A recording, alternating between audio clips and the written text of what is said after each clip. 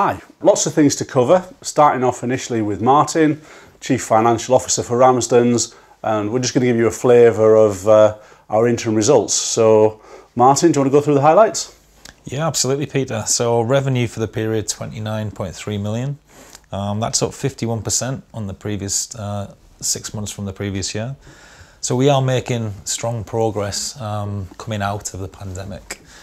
That's filtered through to profit before tax of 2.2 million. So it's a good, strong performance as we transition back from COVID back to some level of normality. Yeah, it is. But how does that compare to pre-COVID? Are we back there yet? Or are we still transitioning? So we're still transitioning. So if you look at the pre-pandemic numbers, our profit was only slightly better. And that's partly to do with the mix of services. But the biggest shortfall, if you like, the thing that hasn't come back the most is still FX. So we are still transitioning through. If you look at the start of the period, we were 30% of pre-pandemic volume for FX, and towards the end, we're about 60% of volume. So it's still a transitionary period, but certainly a very strong period as we return to strong profitability. Yeah, and that's a key income stream for us. The balance sheet, so the solidity of the business? Still in a very strong position. You know, we've got net assets of 37.6 million. So a lot of strength in the asset classes as well. You've got a lot of stock, a lot of cash in the business. There's 10.7 million of cash. Yep. And the loan book, the Pawnbroking Loanbook, continue to grow back as well.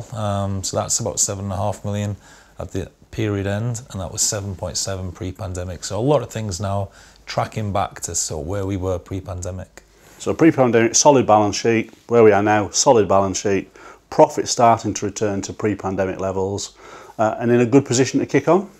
In a very good position. You know, I think when we looked where we were in March 20 or February 20 and before the COVID outbreak started, we were very confident about the business and about the growth that we were going to see. We've had a year and a half, 18 months of very strange COVID restrictions, but feels like this period, this 6 months, has been a very good transitioning period, and we're in a strong position again to kick on. Yeah, I completely agree, that transitioning period, we're moving forward. So talk us through the segments then. So we start with foreign currency. As I said, you know, currency still working back through in terms of restrictions. Christmas was probably the big opening up of travel. You saw a lot of the government restrictions in terms of COVID passports and, you know, green lists and red lists. Yeah. A lot of that sort of eased off post Christmas, and you've seen travel numbers increase. But we're still not, you know, we're still not back to the volumes of pre-pandemic. It was 30% at the start of the period, probably 60% at the end in terms of volume. But because we've been able to take a little bit more commission, if you like, on average, we've seen gross profit from FX improve slightly quicker than the volume itself. Yeah, so it's competitively priced, but a slightly wider margin. And that's helping make up for some of the volume shortfall as people start to retravel. Yeah, so the whole market's widened its pricing, especially early on in COVID with the lack of volume. So we still, you know, maintain our competitive pricing. We're still trying to be the cheapest on the high street, but because the market shifted, we've been able to make a little bit more ourselves. But that transitioning is certainly, especially, you know, as we got towards the end of the period, it's starting to gain real momentum as people start travelling. Okay, so moving to pawnbroking. You know, been in the press with where the world is about being a solution for people. But how's it been over the last 6 months? So pawnbroking, like most lending during COVID, reduced because people had more money in their pocket, so they paid back their loans. So in terms of the loan book, at the end of March, it was 7.5 million. That's after capital part payments. And that's almost back to pre-pandemic 7.7 million. Not quite there yet, and we have purchased a loan book during the 6 months to the store at Boscombe. So lending is coming back. We see that month on month in terms of that continued growth, especially post Christmas, as people have got more into normal spending habits. Yeah. Okay, and the interest lags, doesn't it? Yeah. So in terms of income, what you'll see in our results is that increase in loan book hasn't really kicked through in terms of profit yet. But we'll expect to see that in the next 6 months. All right, good news. Jewellery retailing. I know this has been a success story, so tell me about retail. So retail's been a real success story for us, and you'll see that investment we've made throughout the business. People will see they've got more stock in the windows, they've got a better jewellery display. We've worked really hard with watches in particular. We've seen fantastic growth in watches, and that's from better education, more stock in the windows, and that's really started to kick through in the numbers. Online has been another real success. Yes. Online jewellery up 48% compared to the same period last year. And on all of that results in jewellery retail revenue of 13.1 million. And that compares pre-pandemic to 7.1 million. So not only have we continue to see strong growth, we're much further ahead than we were even pre-pandemic. Yeah, and profit? So gross profit for retail has been around the same margins, about 38-39%, 4.9 million of gross profit in the 6 months. Yeah, and up from about 3.1. 3.2 million in the same period prior year.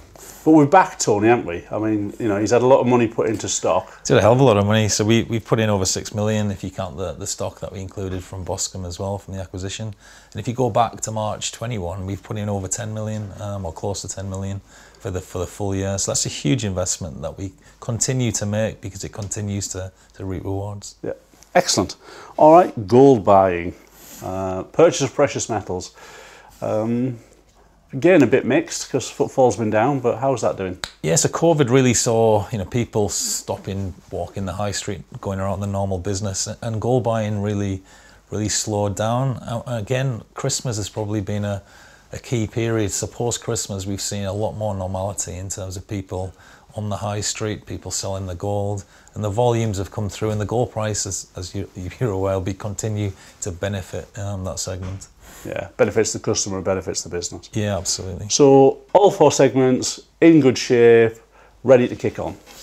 Yeah, so I think it's been a really good 6 months, and we're really in a great position to have a really successful second half of the year. All right, we've got the transition in. We're where we are now. We've had our strategy in place for a few years. So looking forward, what are we still trying to achieve? So we've got quite a clear growth strategy. We've got 4 key elements to that. The first is actually just drive more growth through the core estate. So you look at what we're doing every day in store, we're trying to do everything a little bit better.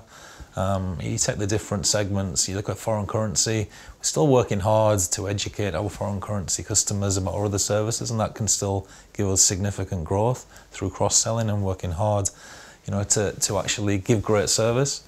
You look at jewellery retail, and that's the one where we've probably financially invested the most. There's a hell of a lot more stock in some of the stores. We've worked hard on the retail displays, and we're still working hard to try and get people to understand the jewellery and the watches better as well in store. So I think there's a real opportunity, particularly with retail, to grow the normal trade that we can get from just working hard each day. The other opportunity we have is where you've got stores which have been slightly isolated, is we can relocate them.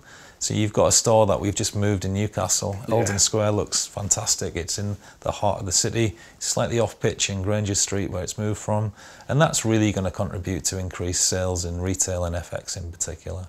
So there's still real opportunity for the core estate to do better. The next strand is obviously growing the store estate.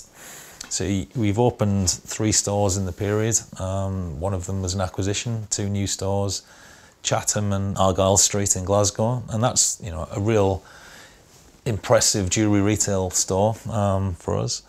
So we're looking to probably open 8 this year. We'll try and do 5 in the second half of the year, and then rolling forwards into the future, we'd expect to see 10 to 12 new stores per year, depending on how the timings of things land. But we've got a real pipeline, a real strong pipeline. Yeah, many opportunities. A lot of cities and towns that we're not in that we could open a Ramsden store. The next growth strategy we would say is our online growth. So the jewellery retail website has been a real success, continues to grow very, very strongly, 48% growth in the period, but still a real opportunity to continue that growth trajectory. We've also got our FX website, so we are going to invest in that and improve how that is and the customer journey for our foreign currency customers. And equally, pawnbroking and the other services we have online, we'll give them a facelift as well into the future. But online is a real key opportunity for us. Yeah, definitely. It gives us a greater reach across the UK. And the final opportunity really is the fact that we we can acquire businesses. We've just done that in the period. We've taken a business in Bournemouth, in Boscombe, which is a really strong independent pawnbroker. We've done that over the years. We can take a jewellery business and convert it to a Ramsden's. So we will continue to look for opportunities to improve and acquire stores as well. Okay, so it's more of the same, all underpinned by the staff investment, staff development, because they're the bedrock of the business. The success is the conversations they have with the customers. Absolutely, we are. We're very lucky to have such a strong staff workforce in the business. They've been very, very accommodating in the last year, really, with recruitment issues with COVID. We're really thankful for that.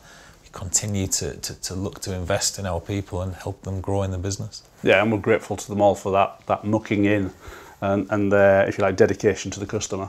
Yeah, absolutely. I think, we often see when we go into stores how engaged our staff base are and how brilliant they are with customers, and long may that continue. Yeah. So in summary then, we've had a transitional period with our services. Things are getting better, things are normalising. We're in good shape at the start of the second half of the year. We've got a strong balance sheet with cash to acquire, so we've got opportunities. Yeah, we've got a lot of opportunities, and I think we're in a fortunate position where we've been able to trade through COVID and it's not really hurt the business. Whilst it's been a bit slower and we've not made as much money, we certainly haven't got this legacy now of debt or anything that's built up. That hasn't hurt us. So we're in a position we can go again and we can continue to grow and kick on. So that optimism that we had in February 20, pre-COVID, we've now got it again to kick on because we see things normalising. Absolutely, I think there's a real opportunity. There is this cost of living in the background, I guess, where things starting to cost more. But certainly we're not seeing that yet in terms of retail. Sales have been really strong. FX, there's a lot of noise about a lot of people going on holiday in the summer. Yeah. So I don't think that there's a lot of reasons to be optimistic. All right, good stuff.